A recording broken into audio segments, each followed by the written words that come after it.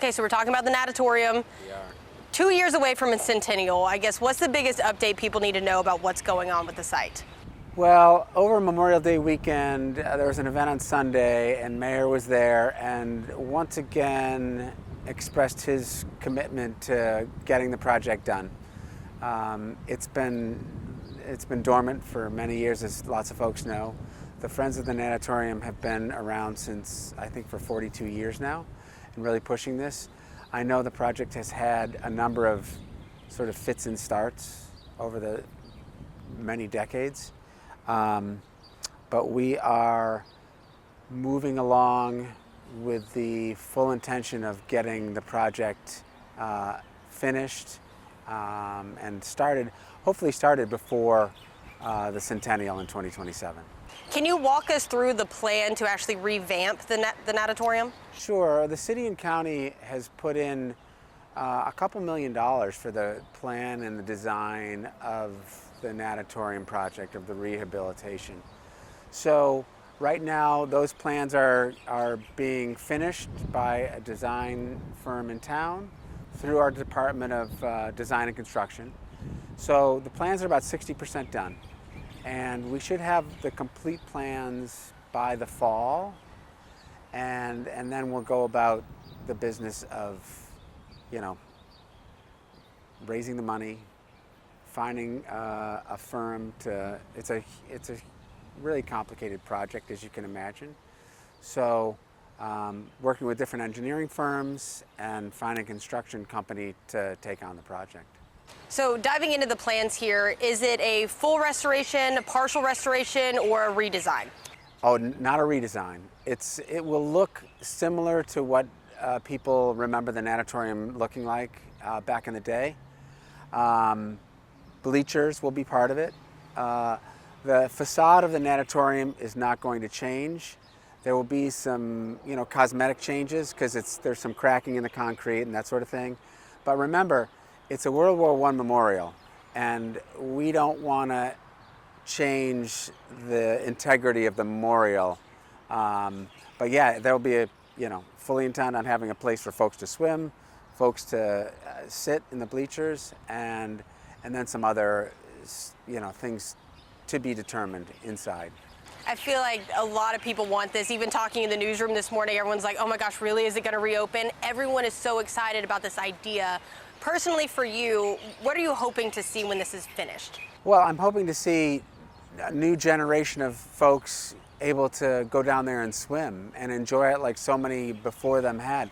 To your point, Kimber, every person I've talked to about this project, as we've sort of gotten it moving forward over the last year or so, it's universal. Let's get this done. That's the mayor's feeling. Let's get this done. So that's our intention. We want the integrity of the place to be what it is and what it has been, sort of look back historically and look forward for the generations to come so that they can enjoy it. So timeline, I know the plans are getting finished. When are we actually hoping to put some boots on the ground and maybe have this done?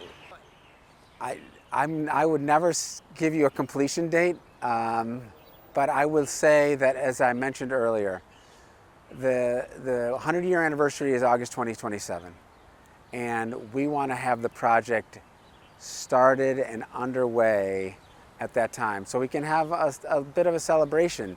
But the scope of the project is so massive that a timeline on completion of it is not something that I feel comfortable in even guessing at this point. So you did mention, this is going to be a big undertaking. I saw one report saying $30 million. What number are we factoring into our heads, and what are you prepared to do for funding? The money's going to be raised privately, so this is a public-private partnership, and the Friends of the Natatorium are the folks that are really going to do the majority of the fundraising. As I said, the city has put in more than $2 million for the design aspects of it, so we have skin in the game, and the number is north of 30 million. I'll just say that. I think it will be more than $30 million. It's a huge project. You're building something in the ocean, and so there's all the different aspects and challenges of that kind of a construction project. So yeah, it's a massive undertaking, but we're really committed to it. What makes the natatorium such an important landmark here? I mean, people grew up swimming in the 70s or 60s, 70s, it got shut down. Why is it so important to the culture of Hawaii? Well, I think it's like so many things here in Hawaii. Culturally, it just carries such significance from, you know, Kapuna, who swam there, to their kids, to Dukahanamoku, to any number of swimming competitions that happen there. It is, and again, it's a World War I memorial. So it takes on that sort of significance. And so there's really no reason for us to not make this happen. I think it's pretty important to include Friends of the Natatorium because obviously they're the ones that are pushing for this a lot too.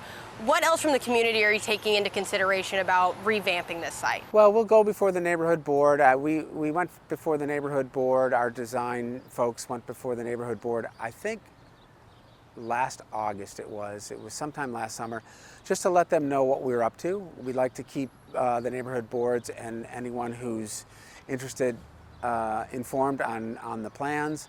We got a very positive reaction from the folks down there.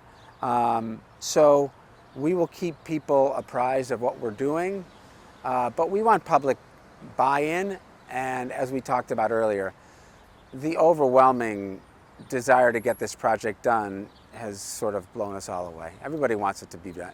Everybody wants it to happen. How will it serve the community once it's done? Like, what are you picturing? Families swimming? What's the idea behind it? All of that, you know, a gathering place. You know, visitors who come to Hawaii, of course, we want them to come and use the natatorium and understand the significance of what it represents, not just for the people here in Hawaii, but the World War I vets and their families. But we want it to be a gathering place. We want to reactivate that area. I mean, obviously Kaimana is an iconic beach down there, but this can just enhance the experience of being in Waikīkī and enjoying the ocean in a different way. I will say there's been some controversy about it just being kind of left behind and forgotten, the environmental aspects of it. What is, I guess, the city's stance on why it was left sitting for so long, and maybe what we're doing to keep the environment kind of forefront on the revamp? I can't speak to why it's sat dormant for so long. I mean, this has been through many mayors and many administrations. As far as the environmental impacts of it, of course we'll be doing environmental impact studies. Like any project that we do, that's required. So as we are doing the design and construction, we're also going through the permitting process, and there's a lot of different permits that are involved in this kind of a project. So I don't think people need to be concerned about the environmental impacts of it. We will do our due diligence on all that and won't be able to do the project unless that stuff is signed off on. But I can imagine the party the city's going to throw when it's actually open. But what is the symbolic feature of this that you're like, public, get ready, we're going to do this right? Well, I wouldn't say symbolism as much as almost Back to the Future. This is such an iconic spot on this island in Waikīkī and for the residents of Oahu that we just want a new generation to experience what so many before them have had the pleasure of experiencing.